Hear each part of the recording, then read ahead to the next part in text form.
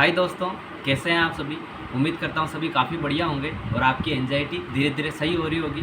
Friends, मुझे भी कुछ समय पहले एंजाइटी हुई थी और अभी मेरी एंजाइटी बिल्कुल अच्छी तरीके से रिकवर हो चुकी है और बिल्कुल मेरे कोई भी सिम्टम्स अब मेरे अंदर नहीं रहे। तो फ्रेंड्स, आज का जो वीडियो होने वाला है वो होने वाला है एंजाइटी में जो घर से बाहर निकलने का जो फियर होता है उसको कैसे ओवरकम करें। जैसे घर से बाहर निकलने की थॉट आती है और डर लगने लग जाता है कि घर के बाहर जाएंगे, अगर वहाँ पे मुझे पैनिक अटैक का दौरा आ गया, धड़कन बढ़ गई या मेरे साथ में कुछ हो जाएगा, चक्कर आने लग जाएंगे, मैं वहाँ पे गिर जाऊँगा या मर जाऊँगा, XYZ किसी भी प्रकार का थॉट बाहर जाने के नाम से ही आने लग जाता है। तो इसको मैंने कैसे टैकल किया और मैं इससे कैसे बाहर निकला। तो फ्रेंड्स, इसके लिए मैंने मेरे जो न्यूरोलॉजिस्ट प्लस साइकोलॉजिस्ट दोनों की मेडिसिन मेरे चली थी।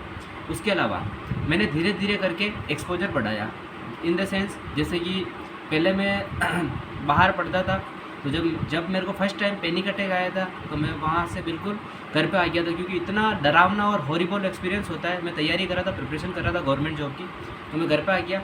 तो मेरे बीच में ऐसा हो गया कि मैं बिल्कुल घर के बाहर ही पाँव नहीं रखता था बस घर के अंदर ही रहता था कि मैं बाहर, मुझे जाना ही नहीं है। फिर धीरे धीरे मैं जैसे मेरे गाँव से पास में दूसरा गांव है वहाँ तक जाने लगा।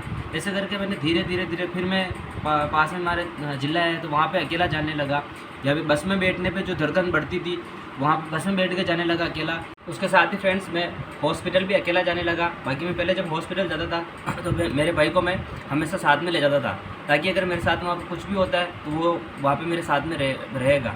तो धीरे धीरे करके मैंने सोचा कि जो होगा जो देखा जाएगा, क्योंकि जब इन्वेस्टिगेशन रिपोर्ट सारी नॉर्मल है, MRI हो, CT स्कैन हो, उसके अलावा ECG हो, 2D इको हो, ब्लड की सारी रिपोर्टें मेरी नॉर्मल आई थी, तो मैंने कहा कि अब इसको मुझे ही टैकल करना पड़ेगा। प्लस इसके अलावा जो साइकोलॉजिस्ट की जो काउंसलिंग थी, CBT जो जिसको बोलते हैं कॉग्निटिव बिहेवियर थेरेपी, वो बहुत ही ज़्यादा हेल्पफुल रही है। क्योंकि जो एक्चुअल में एंजाइटी में क्या होता है कि अपने माइंड के अंदर नेगेटिव पैटर्न बन चुका होता है और वो नेगेटिव पैटर्न इतना हावी होता है कि अपन उससे बाहर नहीं निकल सकते और पूरे शरीर में मसल पेन होने लग जाता है, कहीं पे भी होने लग जाता है। जैसे मेरे रिब्स में पेन होता था बहुत भयंकर, मतलब मसल स्ट्रेच होती, थोड़ी बहुत बिल्कुल कुछ करने की इच्छा नहीं होती थी, थोड़ी अगर हल्की सी एक्सरसाइज भी कर ली तो वापस दर्द चालू हो जाता था। इधर लेफ्ट साइड से इधर माइग्रेन टाइप में होता था जब भी एंजाइटी बढ़ती थी, या फिर वेदर चेंज होता था, स्पेशली जो बारिश का सीज़न होता था उसमें ज़्यादा होता, और सुबह जब उठते हैं उस समय और दिन में कभी सो के उठते उस समय एंजाइटी सबसे ज़्यादा बढ़ जाती थी।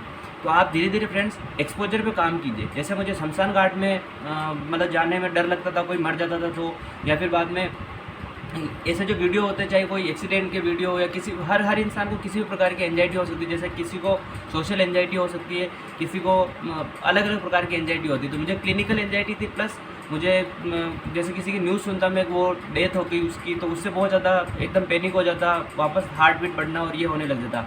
बट धीरे धीरे मैंने इसको एक्सपोजर करा। जैसे कोई मरा तो उसके शमशान घाट में अकेला जाने लगा, तो धीरे धीरे करके आज मेरी एंजाइटी बिल्कुल कंप्लीट हो चुकी है। अभी मैं बाहर रह के मतलब अभी तो मैं घर पे आया हूँ, बाकी मैं बाहर रहता हूँ, पढ़ाई कर रहा हूँ। अभी मैं कॉम्पिटिटिव एग्जाम की, बैंक एग्जाम की तैयारी कर रहा हूँ और अभी किसी प्रकार से कोई धड़कन नहीं बढ़ती है, ना ही ब्लड प्रेशर बढ़ता है, एकदम नॉर्मल है।